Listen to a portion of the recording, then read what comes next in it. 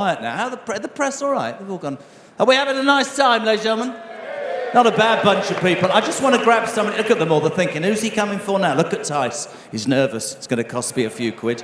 Borrow it off Zia. He's got a few quid. I just want to take 2 minutes and give this man a round of applause. Your chairman, David Bull, ladies and gentlemen.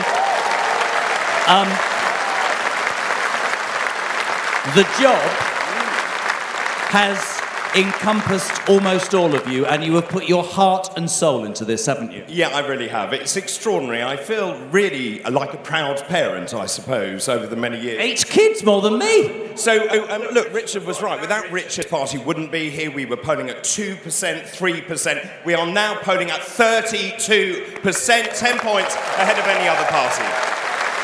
But there is also something very, very important. I imagine many people here have seen me around the country. I spend all my time on trains around the country. I have seen 7,000 people in 7 months. And this party is being built from the ground up and not the top down. And Lee made this point. This really is the people's army. And actually, when I'm going around the country, people say to me, we really need you because this is the last chance saloon for the United Kingdom. If reform does not deliver, we are in big trouble. I think it's really important. To give this man credit because I miss sort of presenting with you. We were quite a double act. What's going on? You've gone all important on me, haven't you? I'm the chairman. I don't think so. No, it was great, wasn't it? The conference was great, doing a double header, as we call it in the industry. You're doing a great job. Obviously, I've taught you a few lessons, so well done. Sorry, what was that? Don't you have a tie, by the way? Oh, sod off and sit down. Right, sit down. David Bull, ladies and gentlemen. Now, I said... by the way, breaking news at 4:07, Keir Starmer is still in power, ladies and gentlemen. Almost as unpopular as Keir Starmer is a man called Sir Sadiq Khan. Next up, a lady who plans to throw him out of London. Layla Cunningham, take a thing. How are you? You all right?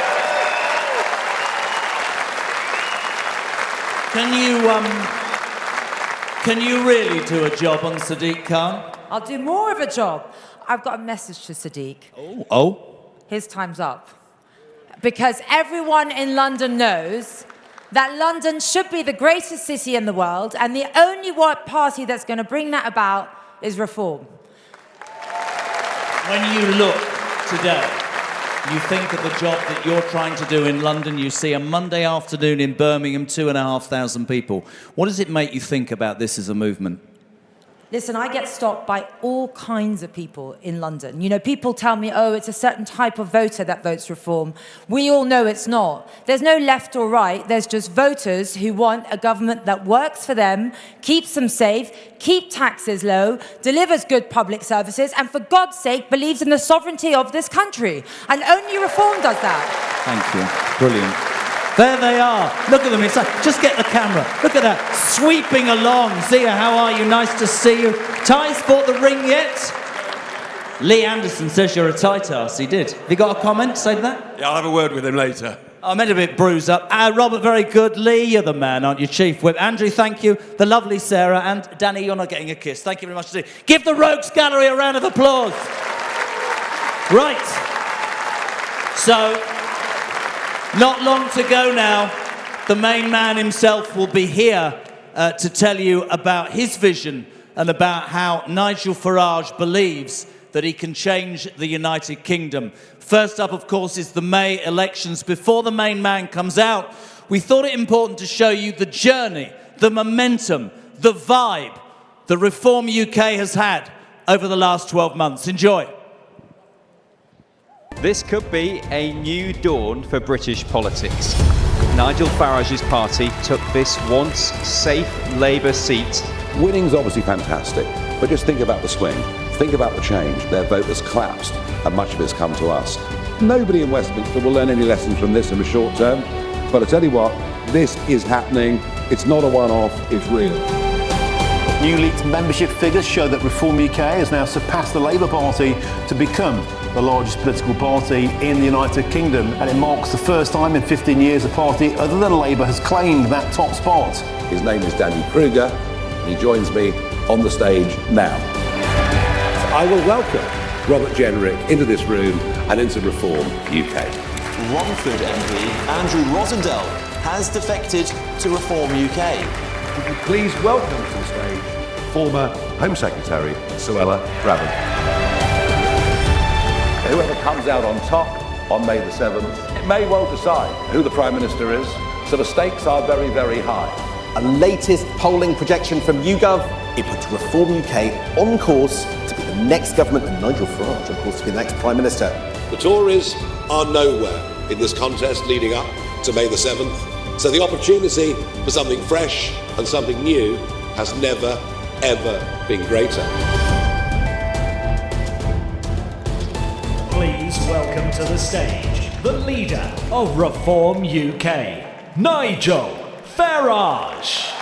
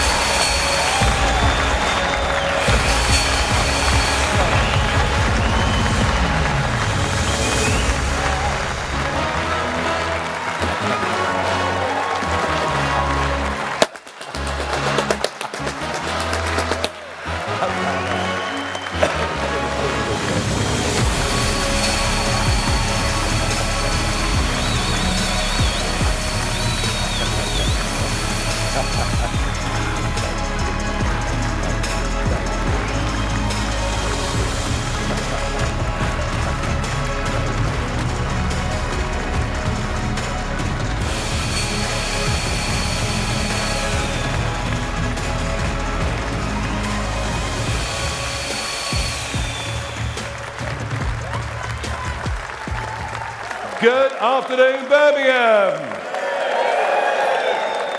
Well, here we are. Reform UK meeting in Birmingham. There's joy, there's optimism, there's humour, there's great belief that we can turn this country around. And yes, there are fireworks, and we enjoy ourselves. But spare a thought.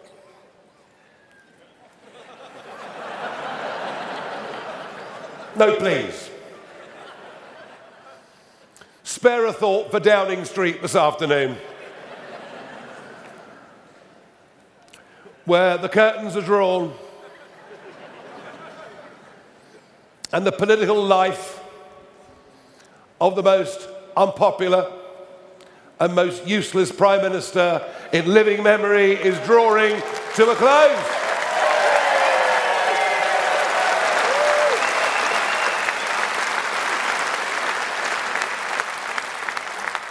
The Mandelson saga tells you all that you need to know. Its depth, the numbers of people it involves, the sheer level of corruption is probably the biggest political scandal we've seen for 100 years. And it's not as if the PM wasn't warned. Everyone knew that the bloke was a wrong 'un. So McSweeney, in the short term, has carried the can. As you might have heard when you arrived, the Scottish leader, Anna Sarwar, has called on him to go. The cabinet are coming out one by one being loyal, because none of them want to appear to be the person that wields the knife. And he has to meet the backbench Labour Party at 6 p.m. this evening, where I expect the conversation will be of a rather franker nature. He won't be there for long. He'll be gone and replaced by somebody undoubtedly far worse. Far worse.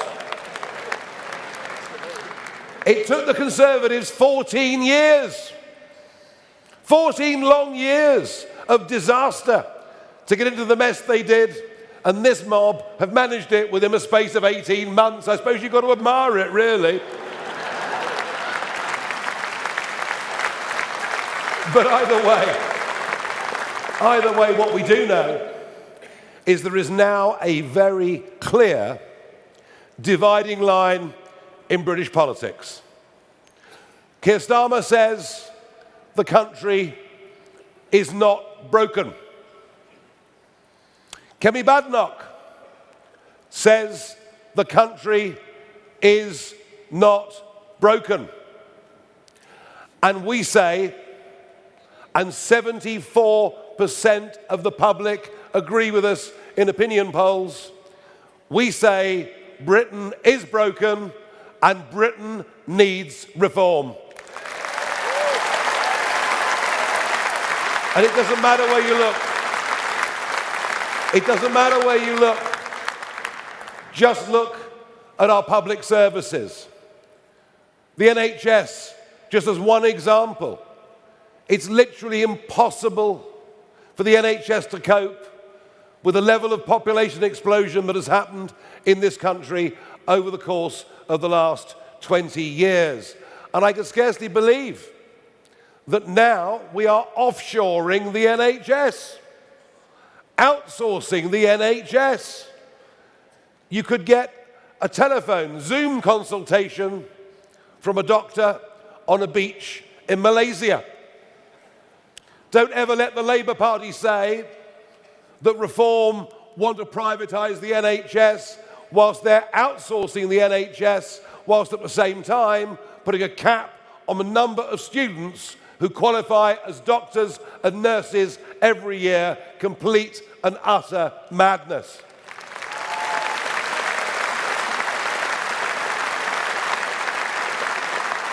And of course, our borders are completely broken. And this, I think, in many ways represents the greatest breach of trust between the governors and the governed. You think of it, the 2010 manifesto from the Conservatives, the 2015 manifesto from the Conservatives, the 2017 manifesto from the Conservatives, promising to reduce net migration to tens of thousands a year. And then in 2019, a Boris majority, Brexit done, every reason to believe we get a grip. And then we got the Boris wave with net up to 1 million people coming in a single year, most of whom are not bringing the kind of skills and support that our country needs. And frankly, whether it's immigration or anything else, the Conservatives were a disaster. They broke Britain, and all that Starmer and Labour are doing is making the situation worse. And the same comes for illegal immigration. Just think about it. How could it be in our interests to allow nearly 200,000 undocumented young males into our country? And that is what has happened under both the Conservatives and Labour, and now more people have arrived by boat under Starmer than did under any other Prime Minister. Our borders are broken. Our economy is broken. No one dares admit it. The national debt increased 2.5 times in 14 years of Conservatives and is now absolutely, totally out of control under what I think, despite the CV, oh no, she's got a good CV, that Rachel Reeves. 10 years, a senior economist at the Bank of England. Do you know what? She is the most useless Prime Minister in our history and an embarrassment to us on the world stage. She clearly hasn't got a clue what she's doing. As our debt explodes, as our welfare bill goes through the roof, business confidence sinks. And I particularly want to mention small business. There are 5.6 million men and women out there engaged in their own enterprises who frankly feel persecuted by both of the last two governments. And we are the party that's on the side of Alarm Clock Britain. We're on the party on the side of people who want to get up, run their businesses, have a go, and believe you me, I think those self-employed and small businesses will vote Reform at the next election. Frankly, there is nobody else who even understands what they do, because almost no one in business has ever had a proper job, and that is going to change.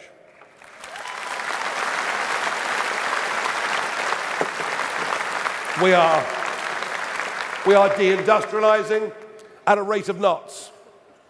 Heavy manufacturing, heavy engineering, shipbuilding, cement making, chemicals, steel. You can go through the long list. It's all gone off to India and China. And then the very same goods are exported back here. And we're doing it in the name of net zero. We're doing it in the name of saving the planet, despite the fact the goods that are offshored are produced to lower environmental standards and then shipped all the way back. It's incredible. In 2010, we spent £6 billion importing energy from overseas. In 2024, we spent £36 billion importing energy from overseas. We are taxed at the highest level we've been since the war, and many, many people, not just the rich, but many bright, young, ambitious people are leaving our country in what is now approaching an exodus. Our economy is broken. And have a look at our politics. That is well and truly broken. Well, you can see how broken the Labour government is, but think of the 4 years of endless psychodrama the last Conservative government put us through. Too busy fighting each other to even consider standing up and fighting for the voters and the people of this country. We have a Prime Minister who is not a leader, and things are changing on both the centre-right and the centre-left. For all of our lifetimes, we've understood that there was a two-party system that led to government in Britain. And I can say today, for the first time, the two-party system we've known all of our lives is now over. It's gone. It's consigned to history.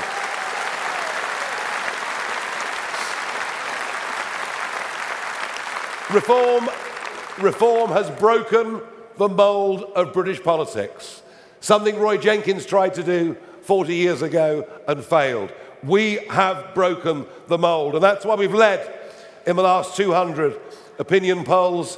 And I must tell you that I approach May the 7th and those elections in Scotland, in Wales, in all 32 London boroughs and thousands of seats up and down the country. I now approach May the 7th with a growing sense of optimism every single day. I really do.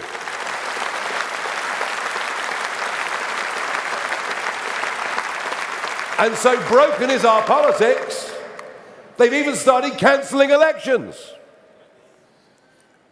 I thought only banana republics cancelled elections.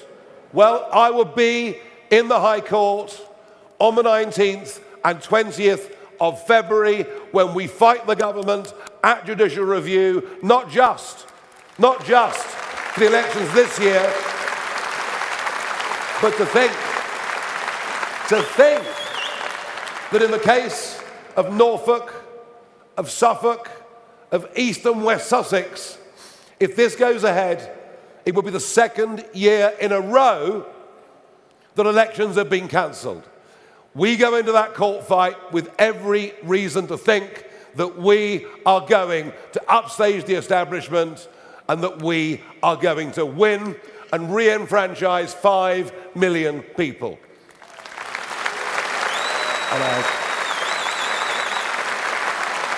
Now, there is a number of people in those counties, particularly those for the second year in a row, have now started cancelling their direct debits and standing orders for their council tax. They're doing so on the basis of no taxation without representation. Now, of course, I could not possibly. None of us could we? Behave, Lee. We couldn't possibly support such action, but do you understand? I'm sure you'd feel the same way. We're going to do something about it. Now, if Sir Keir or whoever follows you, and if Kemi, if you don't believe Britain is broken, I tell you what, come here to Birmingham, because Birmingham is well and truly broken. The city is bust. Another volunteer to stand for the council elections. Thank you very much indeed, sir. The city is bust, and of course much of it caused by a piece of EU law written into the Equalities Act. As the rubbish piles up on the streets, it is said there are rats here today, the biggest that have been seen since the Western Front many years ago. And sectarian politics. Sectarian politics is now here, alive and well, in what we've always known as Britain's second city. People now voting purely on religious grounds. There's even a candidate standing in Birmingham who's a former convicted terrorist. But this is all thought apparently to be okay. And this, egged on and encouraged by a police force who, when they banned the travelling Israeli football fans, did so simply because they were Jewish. That is what Birmingham has sunk to. A deindustrialized city that used to be the workshop of the world. Slayed at the altar of net zero and the highest industrial energy prices in the world. Birmingham is broken. Birmingham needs reform. And I dare say on May the 7th, Birmingham is going to get reform.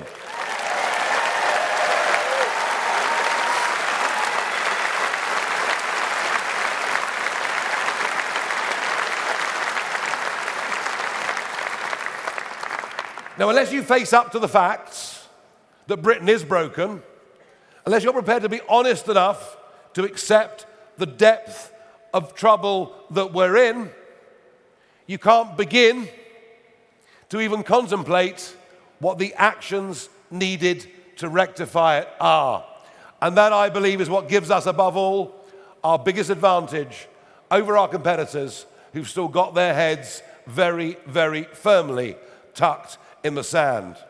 They somehow think that you can fiddle with the boiler, replace a couple of spare parts and it'll all be okay. And we say no. We need a brand new boiler and not a heat pump. We need a completely brand new system. So Britain is broken. Britain does need reform, and reform will fix it. We've got the character, the attitude, the mindset, the optimism, the belief. Nothing will stop us from doing it. We will fix it, period.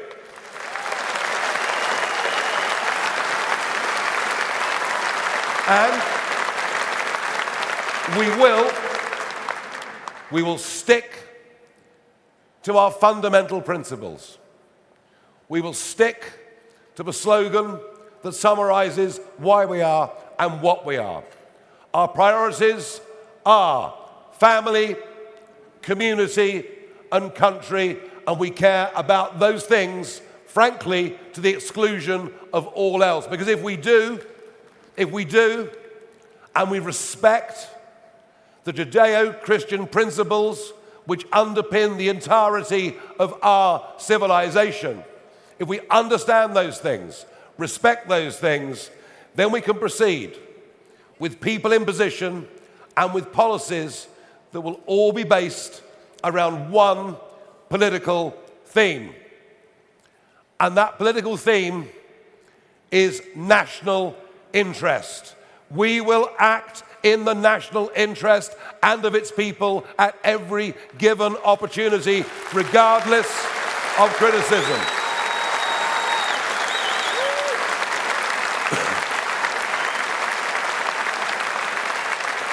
We will no longer kowtow to the European Union or unelected European commissioners.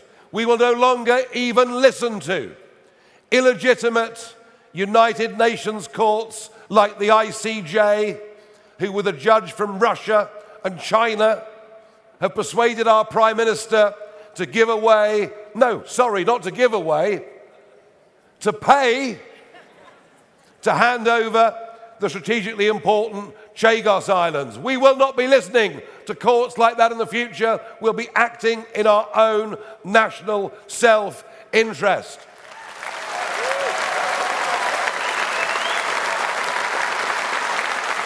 And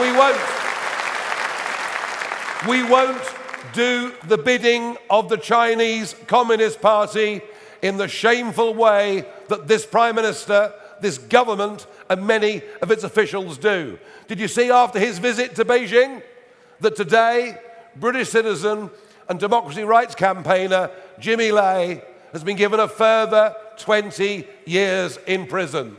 Starmer doesn't negotiate. Starmer doesn't stand up for the interests of British people, of whom Jimmy Lai is one. He surrenders at every twist and turn. And we will end DEI in our public sector.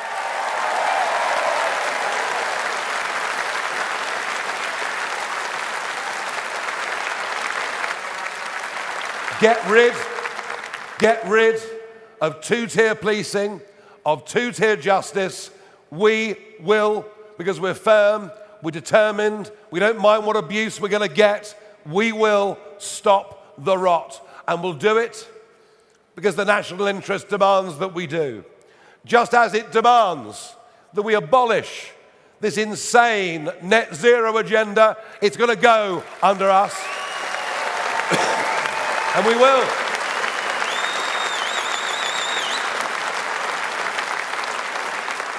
We will get the North Sea operating again. We'll get rid of the ludicrous taxation that Jeremy Hunt and the Conservatives put on and Rachel Reeves made worse. Whether you like it or not, we will be using oil and gas until at least 2050. So in that case, why not simply produce our own? It makes sense. It's in the national interest. And we will look to countries like South Korea, who were able to do nuclear energy with no concessions on safety for a quarter of the cost that it does our bungling idiots in government. We'll produce oil and gas, we'll build nuclear energy, because frankly, we're going to need it. Not just for existing manufacturing, what's left of it, but think of the 21st century technologies. And by the way, we're the only party really thinking about this. Think about AI. Think about data centers. Think about the world of crypto, which isn't going away.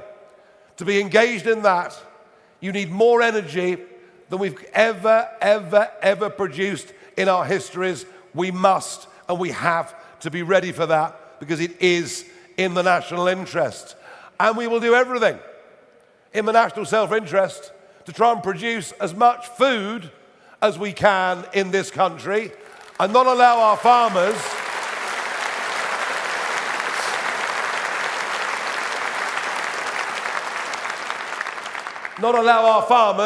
to be bought out by those biodiversity deserts of solar farms.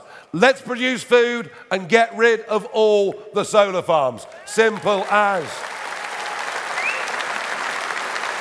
And while we're on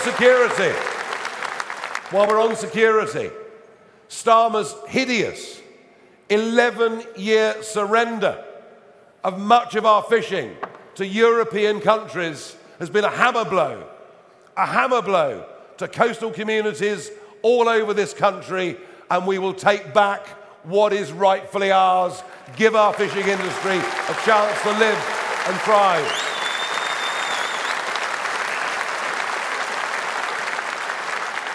It's all about putting our own people first.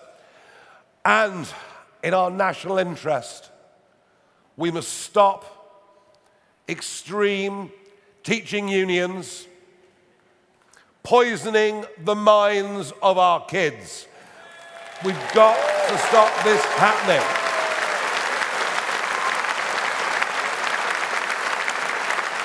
We will ensure there is a patriotic, balanced, historical agenda that our children learn. And we will also recognise that not everybody is fit to go to university to do an ology. That actually in the modern world of AI, people with trades and skills are not going to get replaced by computers. So from the age of 16, boys and girls should at school be able to start learning trades and skills that will last them for their entire lives.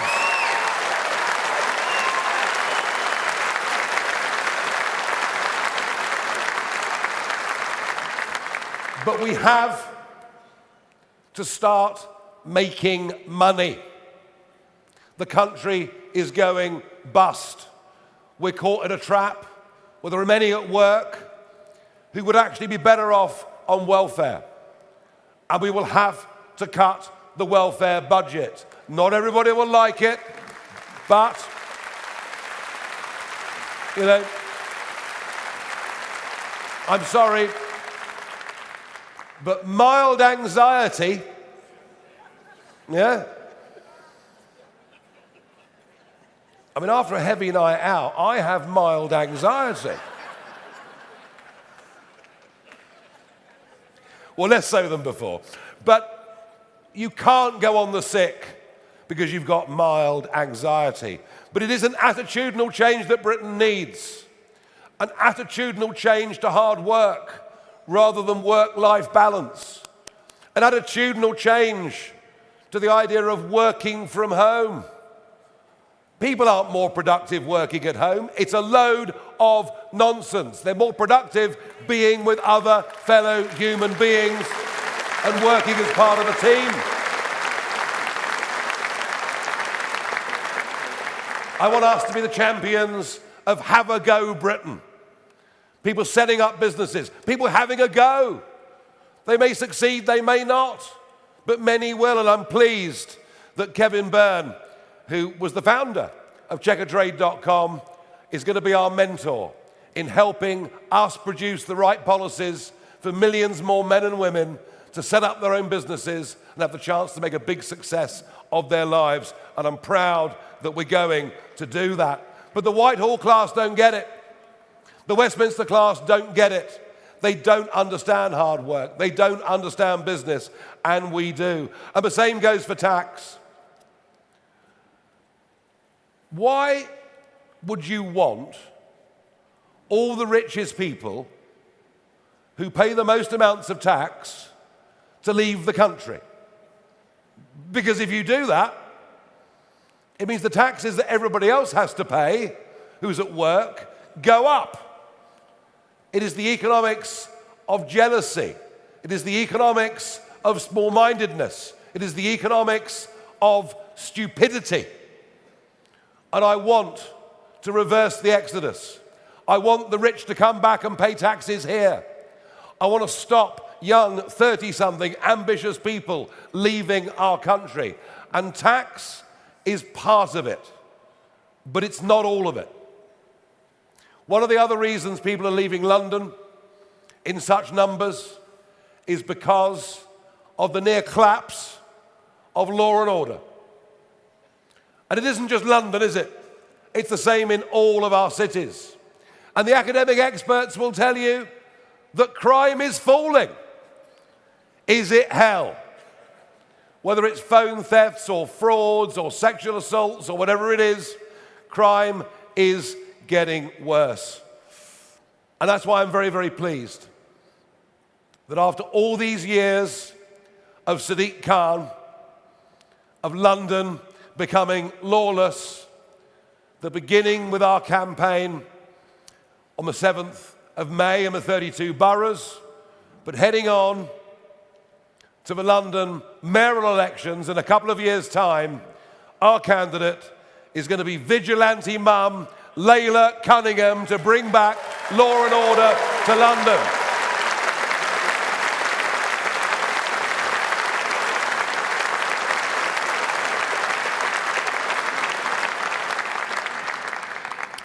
And yes, we will control our borders. We will act in the national interest in terms of defence, in terms of waking up to the fact that our defences were shredded in 14 years of Conservative government, and despite all of Labour's promises, it isn't actually happening.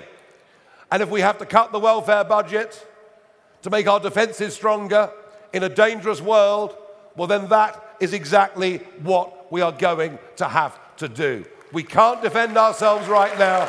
We need to be able to. Now, 20 months ago, I took a very big and life-changing decision.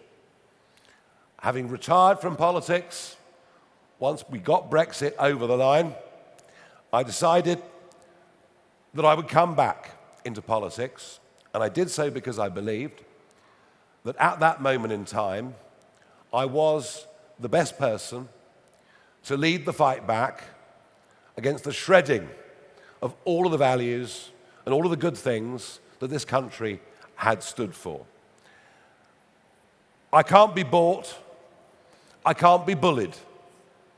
I've stood for the same principles for many, many decades. I'm not doing this for my health.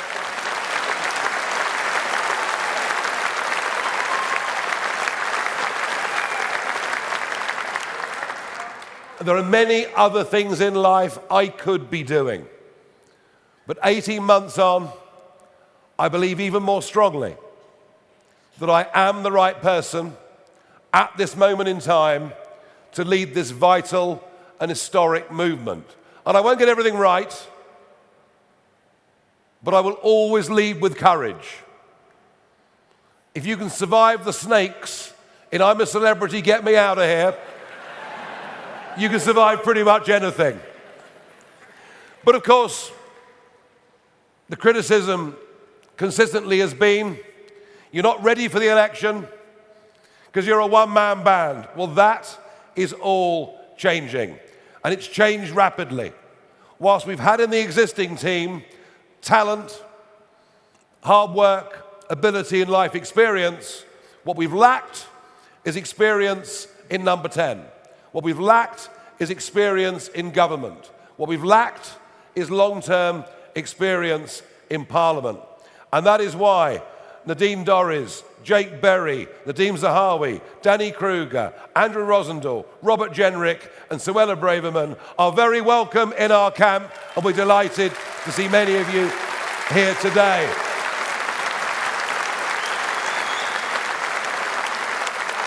And that complements enormously. That complements enormously what myself and David Bull, Zia Youssef, Richard Tice, Sarah Pochin, and of course, Lee Anderson have been doing already. Anyone from the outside can see we're now beginning to actually build a team of people. And I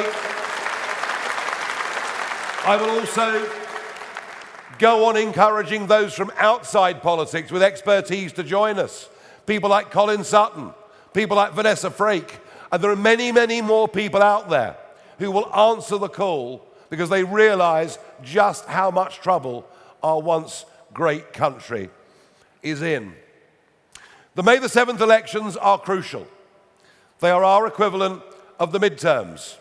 And I'm pleased that we've got the right leadership in Malcolm Offord in Scotland, Dan Thomas in Wales, and Layla Cunningham in London. We've got the right people.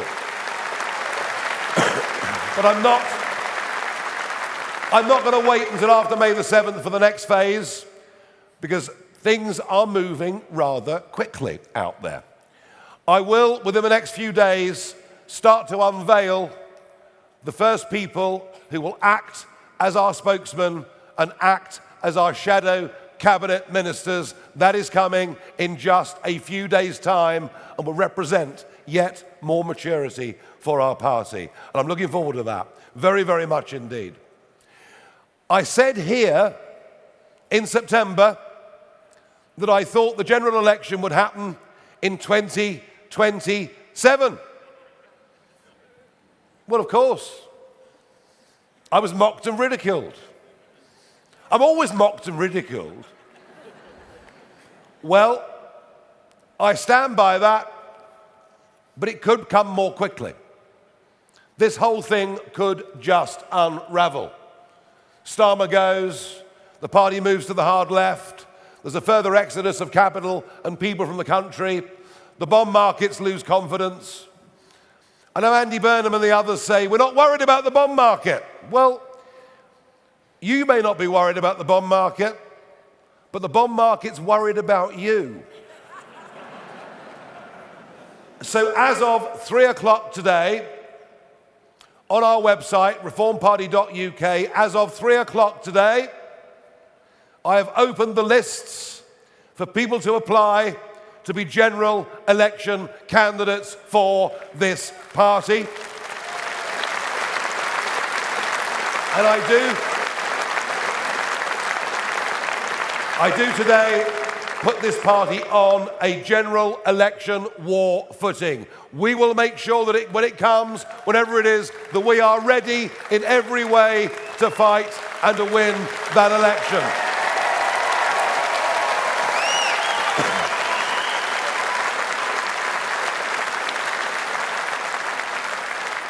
And we're fighting because we believe that we want and need a proud, independent country that stands up on its own 2 feet, cherishes its past, but embraces its future. It's a place people want to come and live, a place people want to come and invest, a place where wealth and better living standards can be created. We have been totally failed by the two-party system, totally failed by career politicians. I am putting together a team of people who will do much, much better than that. And what I love about this party, about the events that we hold, is the optimism, the belief that we can do it. And you are our people's army. And without you, we can't do it. But I believe we can do it. Do you? Yeah. I believe we can do it. Do you? Yeah. Thank you very much indeed, everybody. Thank you. Thank you. Thank you. Thank you.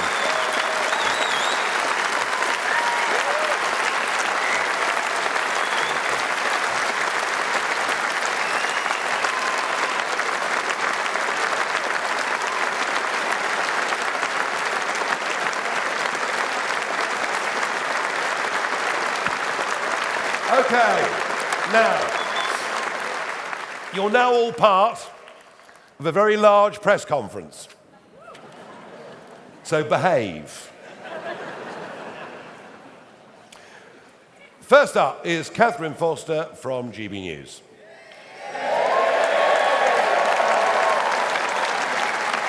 I'm not sure that every media channel will quite get that round of applause, but anyway, Catherine, please. Thank you, Catherine Forster, GB News.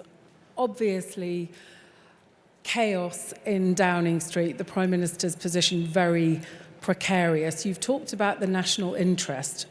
What do you think the Prime Minister should do in the national interest? Should he resign now or in the coming weeks? And when you said about something much worse could replace him, could you elaborate on that?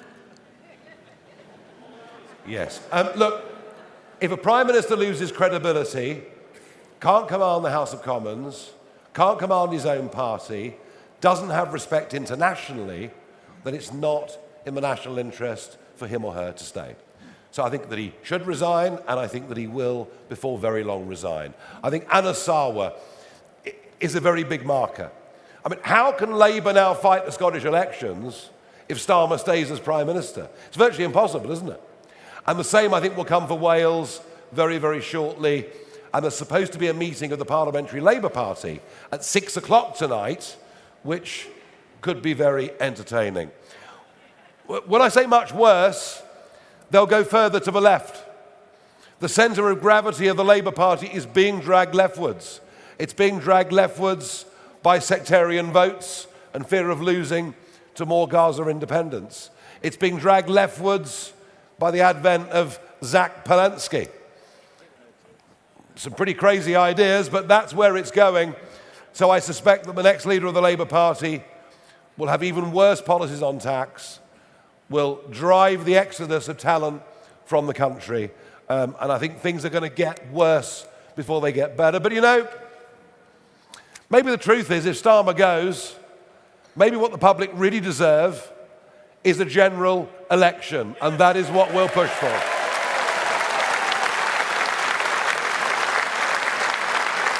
Okay, moving on. Any Price, BBC News. Honestly, I said behave. You haven't heard the question yet? Actually, I didn't know I was getting one, Nigel, but so you think the general election could be far sooner rather than later? You're talking about announcing your shadow cabinet in the coming days. Are you really ready? Well, you know, we're only really just, we've really only been properly in gear for the last 18, 20 months. What we've achieved in that short space of time is truly remarkable. But it's rather like building a company. The first 25% takes a long time, and then once you've got things moving, things slip into gear very quickly. I said a couple of weeks ago we were 50% prepared. I would argue within a month or 2 months, we will genuinely be ready. Certainly more ready than all of the others. And is it an enormous challenge? Yes. But we've managed to maintain a great sense of spirit, optimism, and team unity. We will be ready, and I'm not sure the general election will come voluntarily. I just think there is an outside possibility that over the summer months, there is some kind of economic market meltdown that brings an early election. So I'm still sticking with it's probably 27, but the chances of it being 26 have gone up considerably in the last 48 hours. Thank you. Sorry. Rob Mayer from BBC Midlands Today. Hello. Hi, welcome again to the West Midlands. Rob Mayer, BBC Midlands Today. I mean, you had tremendous success in this part of the world at the local elections in May last year. Your key promises were to reduce waste and cut tax. So what do you say to voters who might be feeling let down in places like Staffordshire, Warwickshire, where council tax is going up, and in Worcestershire, where one of your councillors, David Taylor, actually resigned over the weekend over plans to raise council tax by nearly 10%? Well, Worcestershire's a total basket case. You know that, I know that. It's on the edge of bankruptcy. We are not in majority control in Worcestershire, so I take that out of the equation. But if we want to talk about Staffordshire, I want to talk about Warwickshire, first point, never once did I say we'd cut council tax. Never once in the campaign did I say we'd do that, because I knew it would be impossible given how tough the finances were. What we said is we would find waste and save money. And across our councils, we've made about £300 million in savings thus far. Our council tax increases in the councils we control are lower than the council tax increases for the other parties in the rest of the country. So I would say to you, we're not off to a bad start.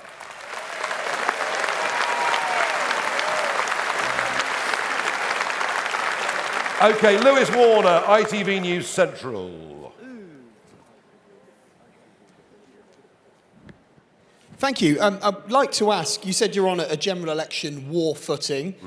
If the Prime Minister does resign in the coming days, would you call on that next Labour leader to call a general election? Are you ready for that?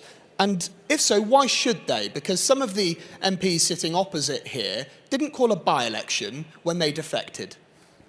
No, they didn't. You're right. And of the last 200 and something MP defections, only 2 have ever occasioned by-elections. I just think legitimacy of prime ministers. We've had so many prime ministers now. Where is the legitimacy of a Prime Minister who's not been approved by the people? And I think the office of Prime Minister is being rapidly devalued. Yes, I accept it's the Conservative Party that did that. I mean, it was hard to keep up at times, wasn't it, how many there were? But no, I think there will be a big call in the country for a general election. They may well ignore it, and they probably will ignore it, as I said earlier, but do not underestimate financial events spiralling out of control if they go for a leader that is on the hard left of British economics. So I still think it may happen. I doubt they will offer it to us, sadly. Sophie Church, Daily Mail.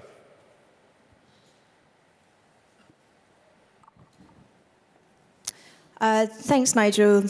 So if you are to succeed at the next general election, how will you host sensible, productive conversations with the civil service, given you've said you'll slash numbers, and in response, civil servants have said they'll revolt? Well, we've had civil servants saying that they're suffering through emotional trauma at the prospects of a reform government. Well, that sounds like the first cost cuttings are going to be quite easy, doesn't it, really?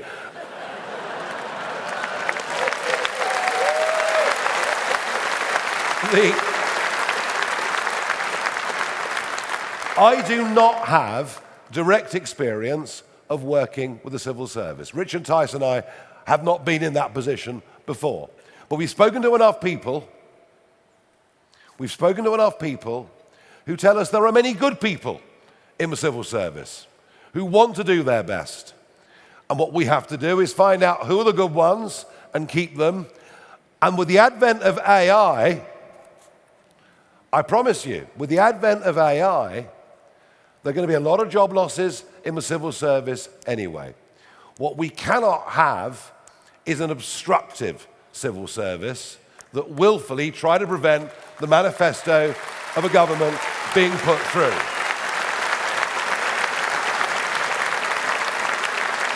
And to a very large extent, that is what Danny Kruger has come into the party to do, to prepare us for government, to work out what executive powers we do have or don't have, and make sure we make the right choices. I mean, it's the same with the House of Lords. That's another potential obstruction to what we need to do. So I understand the question, we are thinking about it, and we are working on it. Genevieve from the Daily Telegraph. Hi, Nigel. You say that you want to put experts from outside of politics onto your front bench, and you'll be announcing names within the next few days. But how would you do this if you were to get into power? Would you use the House of Lords and appoint them peerages in order to get them into those positions? And previously, you've said that you want to abolish the House of Lords. Is that still your position? Well, the House of Lords as it currently exists is an absolute monstrosity. Absolute monstrosity. I mean, filled up with hundreds of Tony Blair's mates and David Cameron's mates, most of whom live within the same two postcodes in West London. I mean, it's a nonsense. No, radical change to the House of Lords. Look, if you appoint people from outside, you've got two options. If they're not in Parliament, one is, yes, the traditional route, you put them in the House of Lords. A better route, in my opinion, is to make the committees that meet in the House of Commons more powerful, to give them legal force, so that ministers can genuinely be held to account. And that, to me, would be a far better system. It really, really would.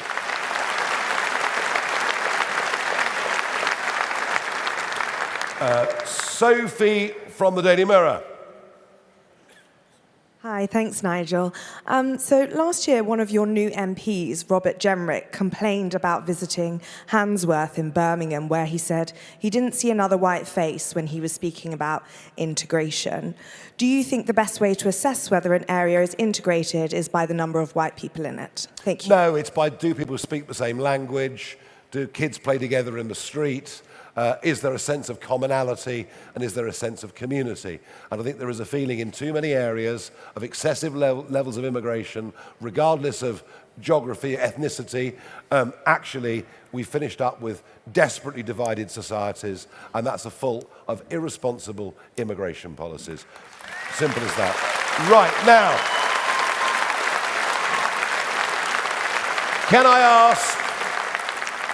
Richard and the other MPs to join me, please, now on the stage.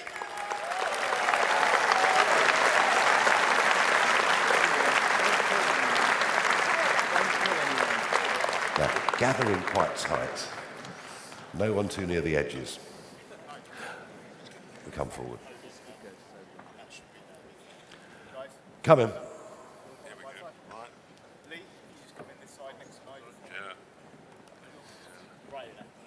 Lee was hiding, I can't believe it. On behalf of all of us, massive thanks for you turning out on a Monday afternoon in such numbers.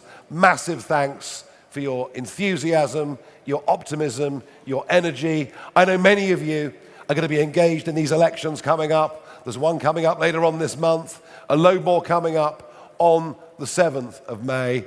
And what you see before you is a growing parliamentary team, a team that now has more depth and breadth and experience than it had before, and a team that before long will be very much bigger. Thank you, everybody.